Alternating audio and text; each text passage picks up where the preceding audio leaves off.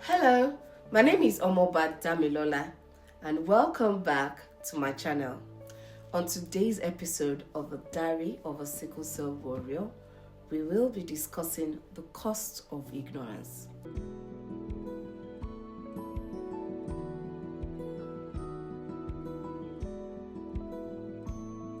I will be sharing with you my experiences and the challenges that I faced when we were ignorant of my health status.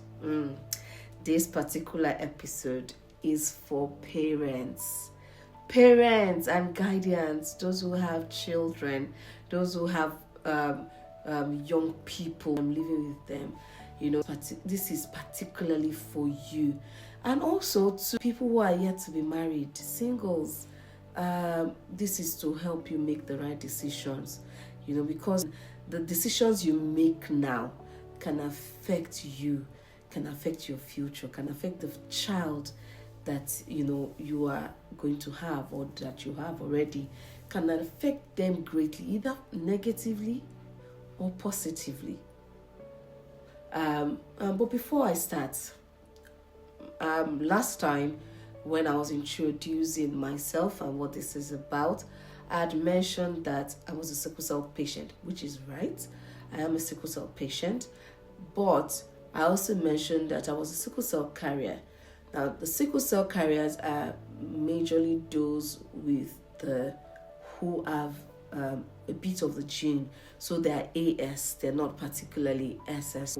Now, the people with SS are those with sickle cell anemia disease. In my own case, I have the sickle cell anemia disease. So I'm not a sickle cell carrier per se. I have the full-blown disease. So, but we have people who are carriers of this gene. So the people with AS, once they come together, they meet, and when they produce children, they most likely would make a child with the sickle cell anemia disease. So an AS person meets an AS person, and there's a cross change. So it's either sometimes they have AS, sometimes they have AS, AA, and sometimes it's SS. Now, usually it varies. It could be the first child could be the one with AS, or the second child or the last child could be the one with SS. So you can't really tell which is which, or which one will carry what. So it's just, let's say, luck. I don't know.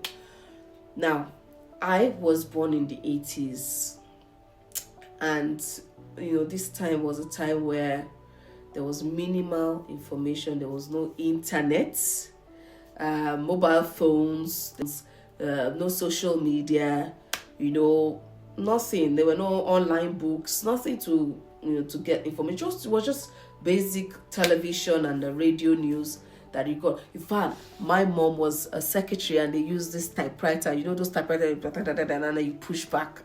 Yes, that was Gen Zs cannot relate.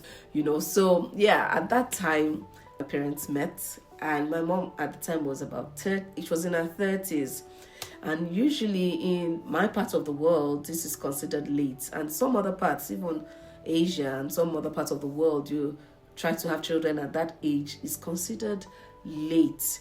So at this time my mother tried different herbs. She went to this traditionalist that gave her herbs. They say it helps prepare your womb so that the children can come, and the womb is set for them and all of those. So she took a lot of those concoctions and drinks and ate all of those things, and but eventually she conceived, and I came, and the snag about that is I started to fall ill, seriously ill. I was in and out of the hospital, like regularly. So, and it was a lot of money, stress for my mother, but the society she was at the time, I was tagged as they call it different things. They say, oh, this child is a spirit child, and all of that. This kind of children, they come to devour, they come to cause problems in the home. They don't stay for long and all of those things. So they had those fallacies then. I was perceived differently. And this really affected my self-esteem in a very great way. It affected my self-esteem. My self-esteem was low. Not until my uncle, was my mom's cousin, you know, opened a hospital and saw me one day and told my mom that it's important that they did a blood test for me. And after that test, they realized that I had sickle cell anemia. But at this time a lot had been broken and destroyed. My self-esteem had gone from -2 to even -100 if possible, and all of that. So, but my family tried. When they realized I was SS and they got more information about this disease, they tried to change things and make things better. Well, thank God they did, and we found out early. We found out when I was 9, and that was a good time. It's not too late. So there are many other medical problems that is not even SS. That can be caused by maybe gene. It can be whatever it is. A child has come, the child has come, and every child is a blessing. No child has come to cause you harm. Every child is supposed to bring blessing to you. So I'm particular about parents. I'm particular about parents and guardians, because how you treat that child, how you speak to that child, what you do in that child's life, how you build a lot, what you say to them, what you do with them can make that child or can break them. And trust me, you don't want to have a broken society. You don't want to have a broken home. You don't want to have a broken child. So please make your findings. This is a time where information is at your fingertips. You get information right as you want it. Do you understand? Seek help. Seek help. Because trust me, the things that you think are so big are really not so big. Like I said, I was born in the 80s. I was born in the 80s and I'm still alive. Glory be to God. I'm still alive. Thank God for that. So there are many cases, many other cases that it doesn't even have to do with sickle cell anemia, that we have just talked about. So please make research. No child is an embarrassment. No child has come to cause you problem.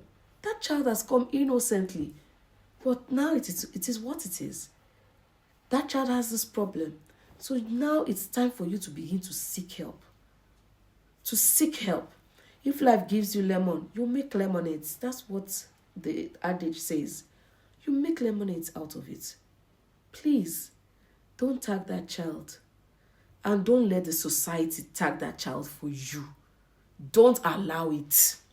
Because what you do and how you stand for that child matters a lot. And if you're yet to be married, please make your findings. Don't let love blind in your eyes like it does for some others, because this time you really have no excuse. But if that has happened, or if that is happening, please make your findings. So until we meet next time, I remain your girl, Omoba Damilola, and this is the Diary of a Sickle Cell Warrior. Please don't forget to subscribe. Turn on the notification bell so that information like this can get to you first. And please like. Your liking and sharing the videos will reach out to many other people that needs to hear this. Please, I beg of you. And also, one important thing, you can write on the comment section your own experiences, the fallacies that has been shared with you, like, how they've seen you, what perceptions, different perceptions have caused in your life or causing someone that you know, so that we can discuss these things and we can help each other. Okay, until I meet you next time again, I remain Omoba Damilola, and this again is the Diary of a Sickle Cell Warrior. See you next time. Bye.